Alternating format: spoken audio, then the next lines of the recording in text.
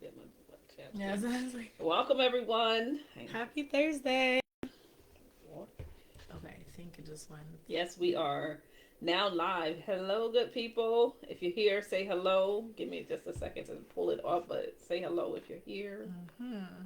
It is Thursday, September-ish. 18th. September September-ish. 18th. Happy new month. I hope the fall has been welcoming you all well, wherever you Yeah, are. I love the fall.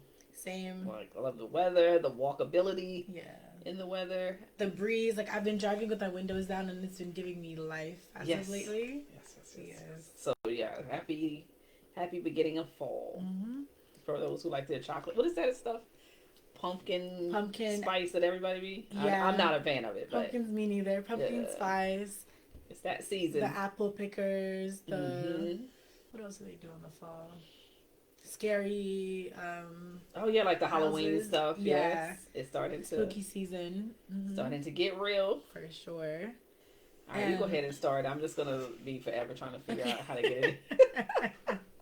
Let's get started. What are we talking about this month? So, as you all may know, there are a range of awareness campaigns that are celebrated this September, and this includes Blood Cancer Awareness Month, Childhood Cancer Awareness, World Alzheimer's Month, National Sickle Cell Awareness Month, as well as National Suicide Prevention Month.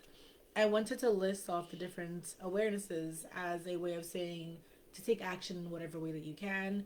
When it comes to sickle cell, donating blood is a great way to partake in just getting resources available to people who do struggle with sickle cell or have sickle cell, as well as just educating oneself on what these different campaigns mean and how best to support the communities that are impacted. Absolutely. For today, we're going to be speaking more about national suicide prevention, both recognizing that as Black women, we may struggle with suicidal ideations at different points in our lives, as well as explore the resources and protective factors that are available to us. So, if you find yourself feeling uncomfortable during this topic, I just want to first affirm that talking about suicide does not cause it, silence does.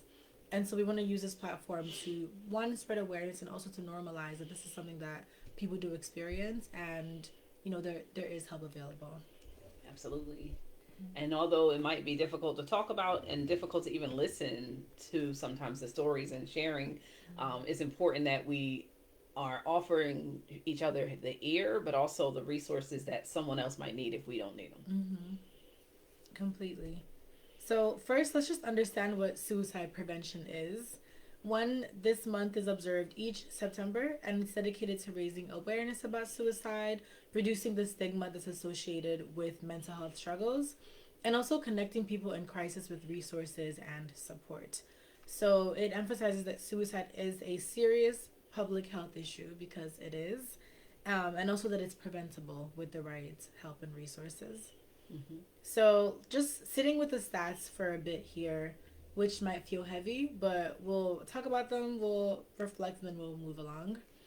One, in 1999, the suicide rate for Black females 15 to 84, so quite the wide age, was about 2.1 per 100,000 people. By 2020, this increased to 3.4 per 100,000 people. So we're seeing that jump over time, which of course could be because of population increase, but it could also be because of increased factors that can lead to suicidality. And the biggest increase was concentrated among younger age groups. So like 15 to like 24, 25. Yeah. Yep, 15 and 24. And yeah, even going into that statistic, amongst Black girls and young women aged 15 to 24, rates rose from 1.9 per 100K to, in 1999, to 4.9 per 100K. That's a big jump. More than double. Mm-hmm. Right. And so we're seeing that younger women or younger girls are increasing at a faster rates when it comes to suicidality. And again, according to the CDC, from 2020 to 2021, suicide rates increased significantly for non-Hispanic Black females from 2.9 to 3.3. Oh, wow. So there are things happening that are impacting our mental health. And if we continue to ignore or not speak about it, then it can continue for the rates to increase. right? So we want to interject that by even just raising awareness some more. Yeah, I mean, I think when we look at or listening to those statistics, I think it would be great to have the discussion around what is some of the cause and the factors that impact Black women or Black girls specifically. And I think, I have my own assumptions, but I'd love to hear what they're saying or some of the causes, because it seems very much like that jump is there, but also I think the data is just being more truthful now, right? And it's including us in some of the data. And I think sometimes we had this tendency to say like therapy wasn't for Black people, or we don't hurt ourselves. But the truth is that sometimes it was also that data wasn't there, and or resources wasn't there to be able to determine if these numbers are even right, right? And so I think it would be interesting to hear what they say are some of the cause, or if that's something we're going to do. Yeah, we will get into the causes, the warning signs. Okay. But you're very much right, even on the research points alone, that a lot of research wasn't being done around minorities, let alone Black females, Black girls, Black women. And so as the data is coming out more and more, of course, things are being depicted a lot more accurately. And also thinking about, of course, just the systemic things that are going on. So, right, like racism, sexism, the whole double jeopardy idea of being a woman and being a Black woman at that plays into stressors faced by Black girls and women. Also thinking about finances when it comes to being a lower income Black woman or Black female, what that does to one's support systems, to one's resources, and even access to resources. Of course, when we and even the stigma just specifically around mental illness. Yeah. And I know we talked mental health a few months ago, but specifically mental illness, when we don't really want to discuss the factors that come along with having an actual diagnosis of depression, an actual diagnosis of bipolar, an actual diagnosis of schizoaffective disorders, that if we don't do the treatment and or feel stigma around getting treatment, then it could escalate to actual suicide or taking of one's life. And so I think some of that also is like, wow, stigma still shows up in the numbers for how people feel comfortable to even access services or access getting help. Yeah. The cultural stigma is very much prevalent, even around mental illness, but also around therapy. Yeah. So even if someone does have a diagnosis, what do they do with it? Do they seek help for it, or do they kind of just hold it in as this like personal thing that they can never divulge, share or tell? Yeah.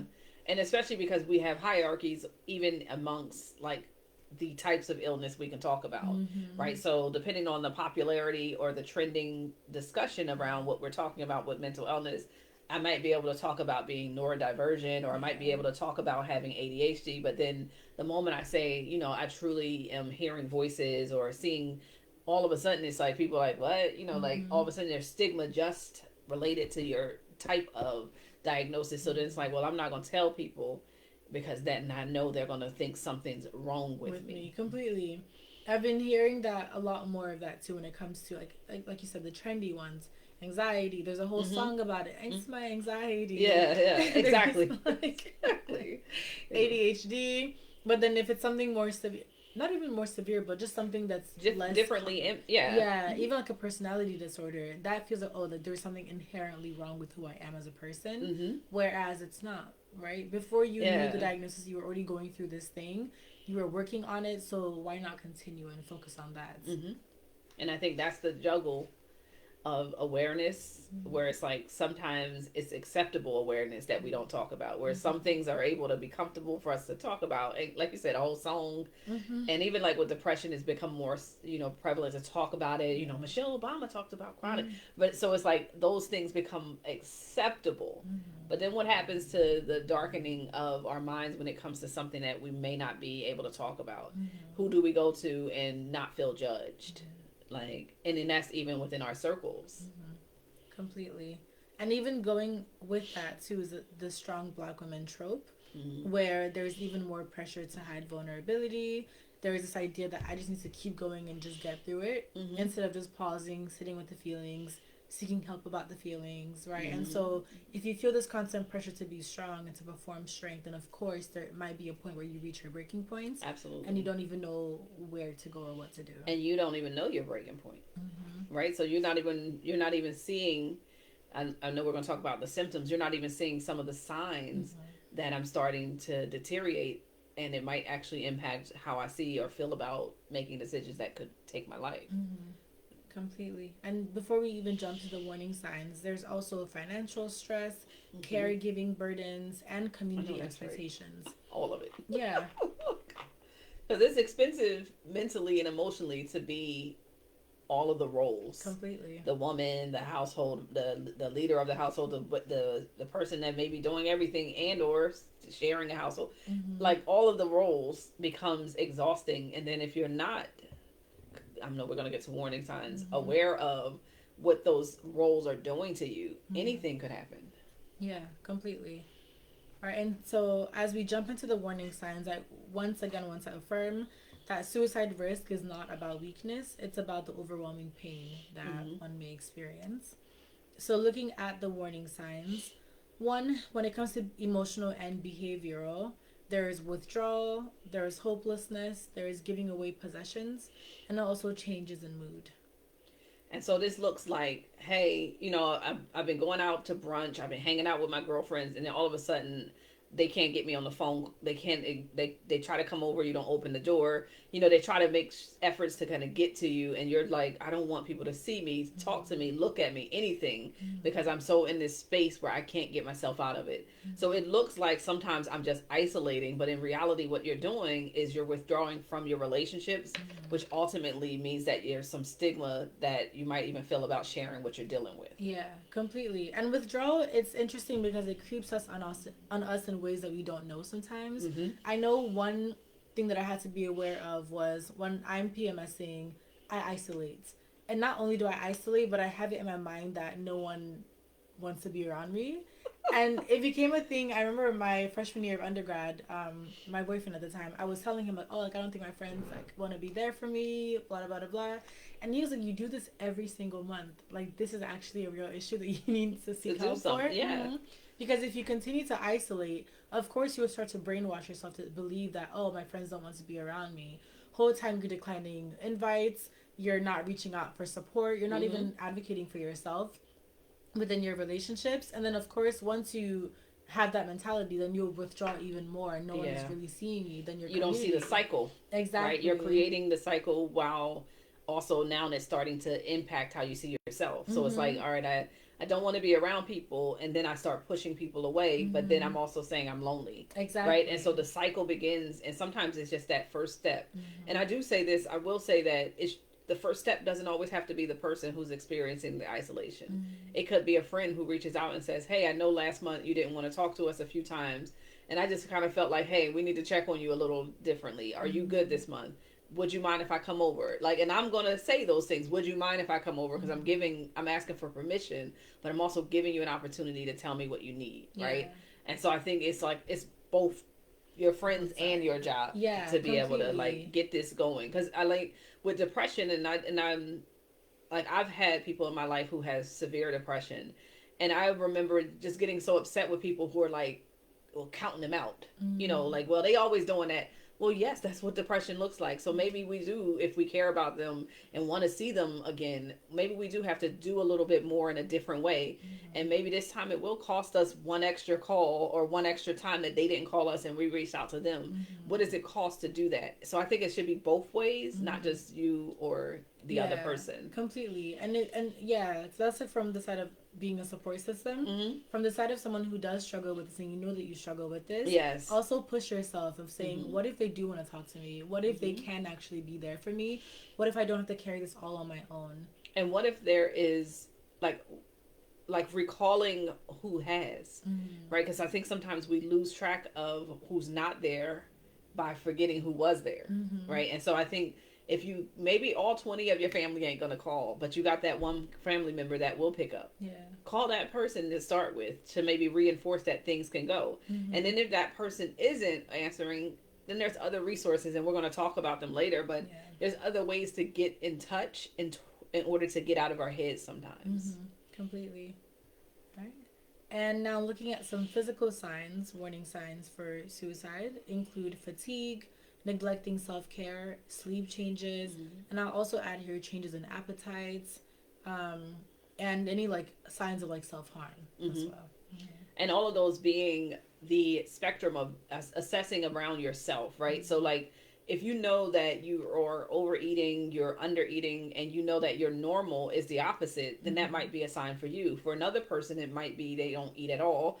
For another person, it might, right? So, and even with sleep, one person, it might be they're sleeping all the time. Another person, they can't sleep at all, depending on what type of mood disorder they might be dealing with, right? So, being able to assess what's your baseline of health. And then if I'm going one direction or too far the other direction, it might be time to do an assessment for if this could escalate to more of an issue with suicidality. Completely. Right, and then of course, moving on to factors that are specific to Black women, this includes lack of culturally competent care. So if you, Black women who are help seeking and they're just getting no response, or they're being ignored, or people are telling them that they're overreacting or whatever else, that is definitely a big risk factor. Or telling someone to get over it or get through it, like it only looks one way. And I think sometimes, you know, in a I think sometimes we're guilty of doing it for the right reasons the wrong way. Right, where it's like I want that person to get up and be motivated and get out the bed or just get their life going because I don't want them to hurt themselves. But what we don't realize is that we also might be feeling like creating shame for them when we're saying get up, shower, just do it. You got to just do it. And it's like, all right, if they could just do it sometimes, you think they wouldn't? Exactly. like, sometimes it is not just that simple, even though we want to make it that simple. Sometimes you just need to sit with them. Yeah. Right? Sometimes you need to say, all right, well, today I'm going to spend the day with you. If we're not going to do anything, we're going to do it together. Right? And I know that's hard for people to put a concept because it's like, well, don't we want them out? You do. And maybe they will. But in that moment, it might not be the time to try to motivate them through shame. You know, like, because they're already feeling enough shame, and I don't think it's ever a good time to motivate anyone through shame, so let me make that clear.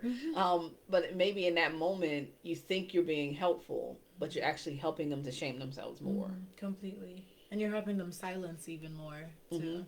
Exactly. Right, and even with that is also spiritual conflicts. So for women who feel disconnected from their faith community, even disconnected from their beliefs, is a big one. Feeling like they're not praying enough, feeling like they're not going to church enough, or even feeling like God just isn't there for them in the moment. And being told that, right? I think sometimes we have to look at how we've been acculturated around our faith and our spirituality to determine if sometimes it's not healthy in the midst of thinking bad about ourselves or feeling shame about ourselves, going back to that shame one, when we don't have any grace for ourselves, but we give grace to others. And I think that becomes really hard when you're going through something, because in your mind you're already telling yourself, well, I want to pray, I do want to do these things, and I want to get closer to God, and I want to spend my time with God. But then it's like, but do he want to see me this way? Right.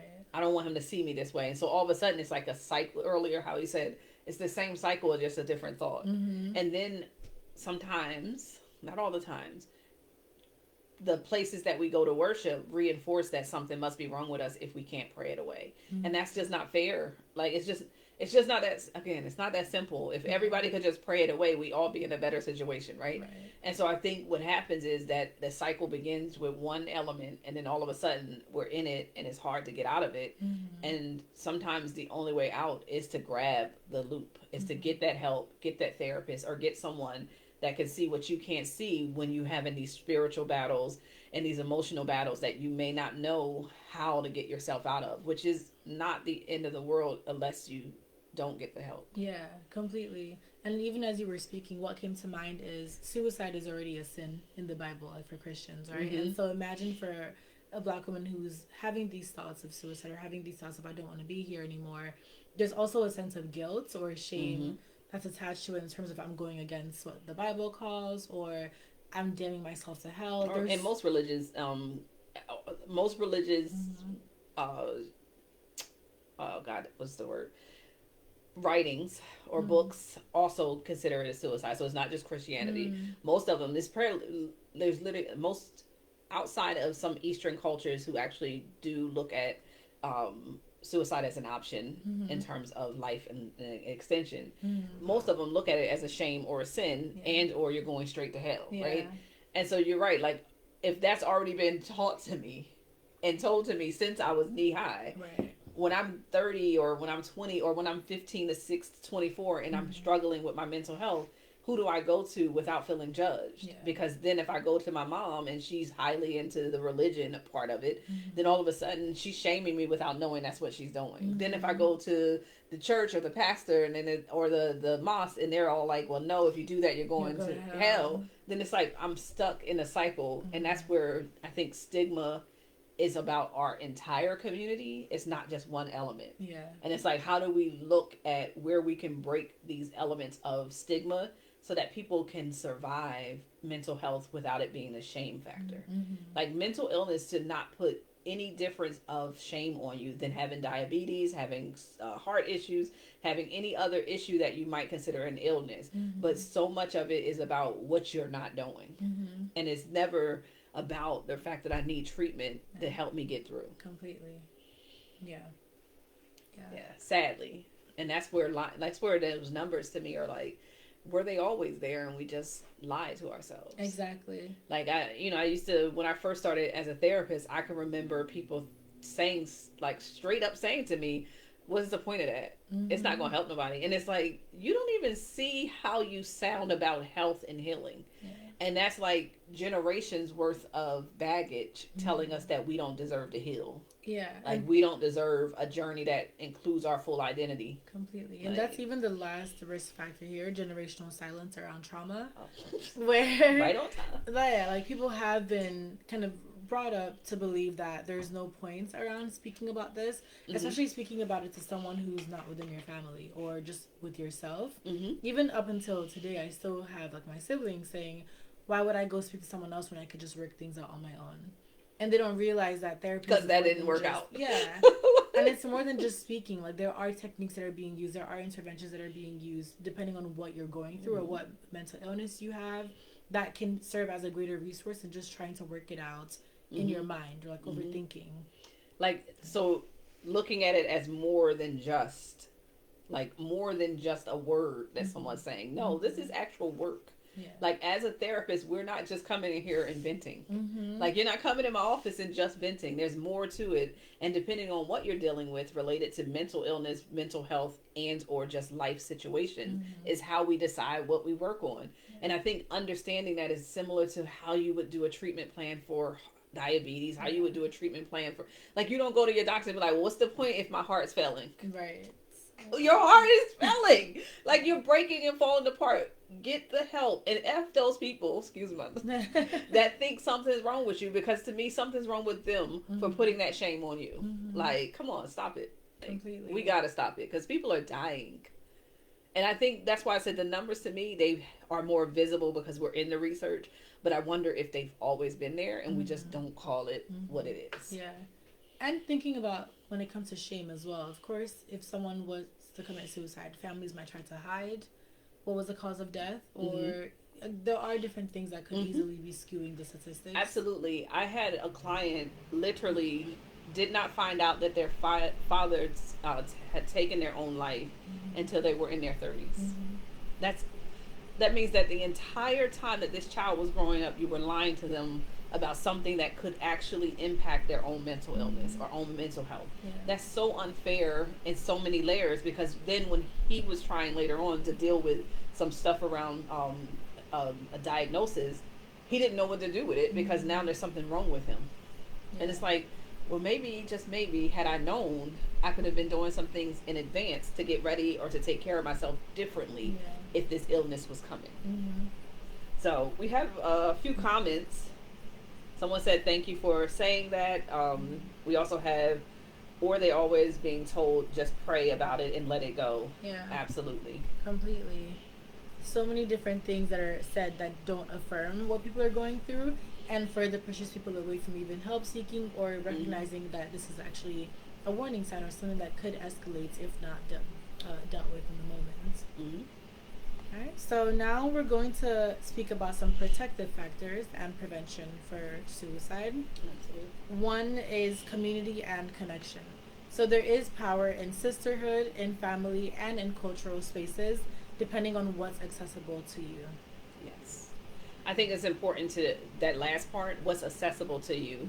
I realized not too long ago that there are people living in more than just food deserts. They're also living in connection deserts where there's no places for them to go.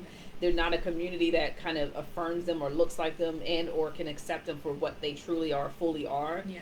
And I think sometimes that's where, and I thank God because, growing up for myself and some others didn't have those opportunities to have online communities, to have connections with people who may not be in the same place as me, but still can understand where I'm from. And so I caution us to not think of it only from a physical element of not being alone. Yeah. Connect with people online if you have to. Connect with people that will help you to be healthier and to support your health. And that sometimes will not be your neighbor. Mm-hmm. Completely, yeah. The internet has offered us a wide range of networks that we can use. Even a space like this is a network that we can use. Some people have gaming communities. Yep. Depending on what games they enjoy playing, like social media. As much as social media is a superficial platform, there's some opportunities to make connections. Exactly. Yeah. So we have to use what we can. Mm-hmm. Next is, again, we just spoke about the opposite, the negative sides of it, but also faith and spirituality can be a great resource for people when used in supportive ways. Right? And I think when used in supportive ways that acknowledge and affirm that you deserve to be here. Because I do think, I was watching something the other day and I was like, oh my God, this is so sick. And like literally the person basically was telling a child that they were sin. Like, they just being. I know what you're talking about. And I was like, what in the blood? What, like, it's like you don't just deserve to be here. Yeah, and the level of dysfunction and trauma that person individually must have within them to then subject a child to that same form of thinking and then ultimately developing, growing them into lower self-esteem and lower sense of self, because you just told a child. I mean, the kid looked like they was like 7. They were confused. They were like, what? The kid was like 7. What are you're telling them that they're just a walking sin. Yeah. And so what you're doing in doing that is not affirming life. It's not affirming acceptance and forgiveness and love. It's actually doing the opposite, which I think Jesus would have actually argued that this is not what I came to do. Like, I'm not coming here to shame this little kid. I was like, what? Is this real? I had to like go back, what they call like the deep fakes. They be like, I was like, this is a real person. And I looked the person up and then I was like, oh, okay. But she's known sick. For many controversial. I was like, they're just sick. Yeah. Like, this isn't even about the just the church. This is her sickness too. Yes. And a part of being contrary is also being ignorant to the faith that you say you're a part of. Yeah. And I was just like, that's not helping that little kid. That's not going to help someone who's struggling with thoughts of hurting themselves. Yeah. To say that I am just sin, that's like, whoa. Where are you getting that from? Stop making stuff up and stop making God the bad guy. Yeah. Like, Lord, y'all so messed up. Sorry. No, because ultimately you're telling the kid that they cannot be themselves. Like, they have to live with shame. They have to live with caution. Like, you cannot. But then I looked at the person and I'm like, that's because they live in shame. Oh, completely. That's because you aren't your true self. Oh, completely. That's because you're trying to be a character under God and not accepting that God loves us all. All. Not just the ones that you choose. All. And she's taking it quite far. Too far. Beyond anything I've ever seen. I was like, did she say? Like, I would have never known anything about the other stuff hadn't I saw that, because I'm like, you said it to a child. Yeah. So affirming, making sure that your spiritual identity is not wrapped up in these falsehoods where someone's hurting you with the religion part and not loving you with the spirituality of how you can be whole. Like, there has to be and I'm not telling you how to believe, because that's not my job. But what I am telling you is that anything that makes you believe that you need to be shamed and literally live in shame is not something that's affirming from God. Period. And I don't care who, fight me if you want. Agree. Fight me if you want. I ain't gonna fight you because I'm just gonna be like, all right, well, I know where you are. Hey, you need to do that to people. A child. Anyway, I'm sorry. That was crazy. That was insane. But she's always doing controversial things like that. Like, I have to go and check, because I was like, I found 2 things out that made me very clear that I know she's broken. And so I was like, oh, okay. Now I see you can't be yourself, so you want no one else to be themselves. And because you've shamed yourself into believing that you have to hide who you are, now you think that makes you closer to God. Get out of here. Get out of here. Another protective factor. Because you can talk about that all day. Yeah, like that alone got me so angry. I was like, this Yeah. is why you have so many people not believing in anything. Mm-hmm. And that's not to say you got to believe in this, but this doesn't, nobody says you have to believe in this God, right? But you're not even going to make people want to believe in In anything. your God. Yeah, Yeah. completely. Like, you don't make me want to come to you, to Yeah. Jesus. Like, Mm-hmm. Another protective factor is access to care. Mm-hmm. So there is a great importance for having culturally affirming therapists and safe spaces. So we can interject in this way, whether you are a social worker or a mental health counselor or whatever else, even just providing safe spaces for people to come together and talk about what they're going through and be vulnerable and feel Mm-hmm. held, you're making a great impact. Yeah. And that's our job. I feel Mm-hmm. like not just from a professional sense, but I think as humans, we've lost the ability to see that we all need each other. And we Mm-hmm. need each other healthy. We don't need each other in a way that's all about like what we can do for each other. Yeah, yeah. All right, and next is self care and coping tools. Mm-hmm. So, mindfulness, journaling, affirmations, movement, and rest are all things that we cannot underestimate Mm-hmm. and must be mindful of incorporating into our daily routines. And understanding that along with those items that we mentioned, not even just the self-care but all of them, Mm-hmm. the reality of a true assessment of where you are now, if you are struggling and or believe that you may hurt yourself and or you feel like you just can't do this on your own, there is absolutely resources, and I know we're going to put some probably in the Yeah. chat, but thinking about 988, Mm-hmm. calling to reach out to see if there's someone that can actually give you help in the moment, as well as to connect you to resources around therapy, around groups, and other Mm-hmm. support systems. Because what we don't want you to think is that if you do all those things, it equates to this never being a thought in your mind. Mm-hmm. What we want you to know is that those are methods and tools that support your mental health.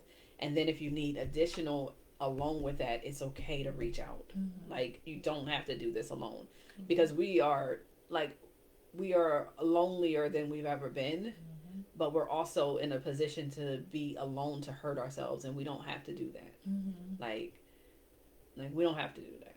Yeah. And you deserve better. Like, I don't care who you are, you deserve better because you're here, and people, whether someone else wants you here or not, I want you here. Like, Mm-hmm. and that's where the resources become so important. But I think keeping it simple, 988. Yeah. Like, let's. Donate it. Even save it in your contacts if Mm-hmm. need be. Write it down in your notes wherever else. And there's no judgment, and no judgment at all from us or anyone else. And if anyone does judge you, that's not your people. Those are not your circle. Those are not the people who want best for you. Mm-hmm. And I don't care if they're family or not. Mm-hmm. Just like, Yeah. sometimes we have to go beyond what someone right next to me is saying and do what's best for us. Mm-hmm. And getting help and getting the support that is there is best. Yeah, it's life or death, Mm-hmm. literally. Mm-hmm. And now thinking about our role as loved ones, one, Okay. it's important to start with compassion. So a statement like, "I've noticed you've seemed really overwhelmed. I'm here for you," could be a great way to initiate conversation. Mm-hmm. You're focusing it on that individual, you're focusing it on their emotions, and you're also giving them space to then open up as much as they feel comfortable doing so. Absolutely. It's always a good job. It's always a good idea to start with compassion. Mm-hmm. Like, instead of judging, instead of wondering, just start with the compassion. Mm-hmm. Instead of, "Oh, where have you been? Mm-hmm. You don't come around anymore. You don't want to call me anymore." Like, actually, Going straight to the negative. Yes. Yeah. Making it about you. Mm-hmm. Let's not do that. Yeah. I know it's harder days, but let's not. Yeah. Another key thing is avoid minimizing or dismissing their pain. Mm-hmm. So, like Sharea was saying earlier, if someone is coming to you really vulnerable, opening up about really personal things, it's important to not say, "Oh, like, you'll get through it," or just get yourself up. Stop complaining. Just go through with it, and you'll be okay. Mm-hmm. Because that is dismissive, and it lets that person know that you don't have the capacity to listen to them Mm-hmm. or to even support them. And it's sometimes we don't have the capacity. So in those moments, also provide them with either resources Absolutely. or just honestly, what Or you back can. out. Yeah, or Like, back out. just know that don't say nothing. Mm-hmm. Because then at least go and tell someone that can have the capacity. Mm-hmm. Maybe share with the loved one that might be able to go in that room and be with them and be present and compassionate. If you know that you don't have the capacity, no one's saying go in there and just say anything. Yeah. Because that could be worse. Exactly. What you do want to do, though, is to make sure you let others know, Mm-hmm. or let someone who might have the capacity know Yeah. that that person is struggling, and I think that they may hurt themselves. Mm-hmm. And I know that I can't go in at this stage because I'm probably not the best person for them. Mm-hmm. And you can even say that to them of, hey, Mm-hmm. like, you've Mm-hmm. come to me with this very serious thing. I'm sorry that I don't have the capacity right now, but you do deserve to be supported and you do deserve the care that you need. And Mm-hmm. so I'm going to try to find someone else. Mm-hmm. That's more than enough because you're still affirming them, Absolutely. right? While then doing the Validating their real needful. feeling. Mm-hmm. Mm-hmm. Yeah. All right. Next is encouraging professional support. So you can either offer to help research therapists or sit with them while they call a hotline 988, right? And even also sharing culturally relevant resources such as the Loveland Foundation is often acclaimed, Therapy for Black Girls is often acclaimed, Mm-hmm. or even just any therapists or organizations that you know around you. Absolutely. And I think for this one, I have my own battles with systems. Mm-hmm. And so I would say that it is good to sit and do this with them. Like, and be as present as possible to try to make an appointment, to Mm-hmm. try to get to the place where that person has a choice and consents to the service that they want. Yeah. Because I do think we don't want it to be just another escalated violent situation. We want it to be an experience that helps them to get closer to healing. Mm-hmm. Completely. All right. So now we're gonna work towards our wrap up. So I just wanted to say again, if you or anyone that you know is struggling with suicidal ideations, please know that you are not alone and help is available. And we've talked about 988, which is a national suicide prevention lifeline in the US. There's also a crisis text line. If you text home to 741-741, that is another resource that's also anonymous, I believe. Mm-hmm. So you don't have to reveal who you are, but you can speak to someone who is certified or at least trained in some way to offer that support. Also, there are Black specific resources that are available, such as the Black Emotional and Mental Health Collective, also Mm-hmm. known as BEAM. Being. Mm-hmm. There is the Loveland Foundation, Therapy for Black Girls, and there's a plethora that often aren't listed like these ones. So you can even just do a quick Google search to see what's available within your local community. And I guess, and when we're finished, we'll put the few that we do have in the Yeah. chat. Mm-hmm. Because I do think it's important for us to remember that the resources for our communities are there, Mm-hmm. and sometimes it may take a little bit more to reach out to and or to really just make sure that we're looking where we can. Clinicians of color is another one. Mm-hmm. Like, finding the affirming help that you need is going to be extremely important, and still understanding that if, like everything else, if you don't succeed in the first one, there's other therapists, there's other psychiatrists, there's more than just the one that might not have done you right. And so I think, just like we would with any other doctor and or other treatment, if we don't quite get the first person to fit, that doesn't mean that we won't find a fit. So don't give up on your healing. Don't give up on your own journey, because it's more important that you're here and you're present, and that those resources are available for you to keep trying until we get it right. Mm-hmm. And I just put them in the chats as well. All right, so now, as a closing reminder, you are not alone. Healing is possible, and your life has value. Absolutely. All right, I didn't drink all my water, sis. So drink your water, sis. If you are here, we're going to do our wellness tips real quick. Drink your water, sis. Move your body for at least 30 minutes a day. We don't tell you how to move, but do something that allows for your body to know that it is still here. That concept of move, lose, don't, what is it? Don't use it or lose it. Yeah. It's true even for our bodies. And so making sure that we continue to move is important. Make sure that you're looking at what you're putting into your body in terms of nutrition. As the fall and winter comes, it gets darker earlier soon. I mean, we got a few more months, so let's hold on to them. Yeah. But even now, it's starting to get darker a little earlier. But as these things are starting to happen, think about light health and making sure that we get our vitamin D, making sure that we're also incorporating nutrition around how to eat healthier during the winter, and looking forward to those healthier meals that also might be hearty as we come to the fall, because I love a good soup and a good whip kind of a soup too. Yeah. So taking care of looking at the full picture of your body is going to be extremely important. So we move, we eat well, we drink our water, we get our rest, making sure that we're starting to look at rest as a part of our true self-care and our holistic approach to healing our bodies, because with earlier, some of the symptoms that we mentioned were just that lack of sleep or an excessive of sleep, which is like sometimes we get so used to not resting that we forget how to rest. So get your rest and start to create resting routines that can help you both in the morning and the evening.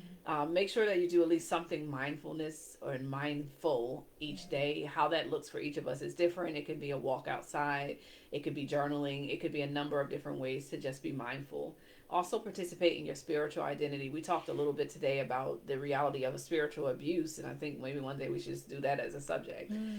The reality of spiritual abuse and how it puts us in a place sometimes to not want to do our practices.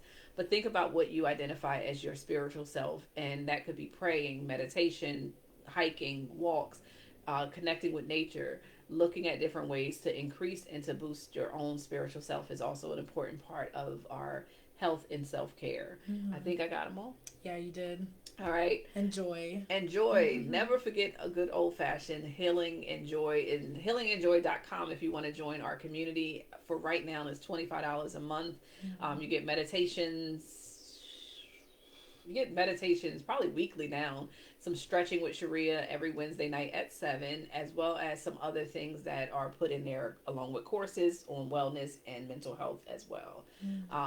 So never forget to bring some joy into your life every day. And hopefully all of us have our own definition of joy. Yeah. We're doing something. All right. And now looking at what we are grateful for. And as always, we invite you to type in the chats what you're grateful for and your own affirmations as we go through these two next sections. So, what are you grateful for? I am grateful for patience that I did not know I had. So I like to do things and have them done. And like this last 3 months of doing a few things that are out of my control have taught me that I actually have more patience than I thought, because there's a few things that I've been trying to get done and I want them done like now. And I realized that I'd rather them be done right than to just be done. And so I'm grateful for patience and being able to develop it without me realizing that that's what was happening. That's nice. I love that. I am grateful for life. I think my birthday is approaching, and birthday season is always a reflective time for me. And so I'm grateful for life, community, and just making sure that I'm making the most of each day. Did your season start? No, it starts in next week. Right? Like, is it Libra season? Not yet. I think because it's like I'm planning the birthday things, so it's like it's all I think about. It's ready. You ready? Yeah. So. All right, that's good though. You plan away. Where you going? I'm not traveling this year, unfortunately. Okay. Yeah, but like just things happening. Okay. Nice. All right, so we're grateful for life. All right, and so affirmations. I don't even know where my thing is. My desk is so junky over here. I mean, one that I have is I am worthy of life, love, and healing. Love it.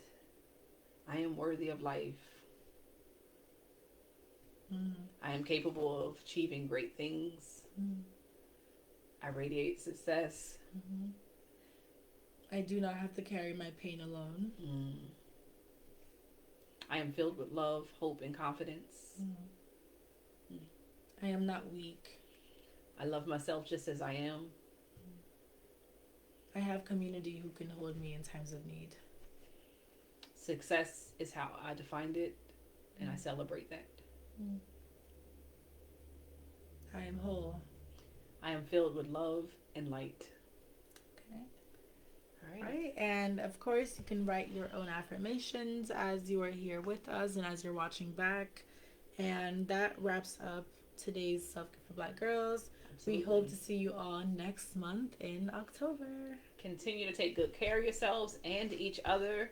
We gave a lot of great resources. If this is helpful to you, make sure you tag someone else in the group and or share it if you need to.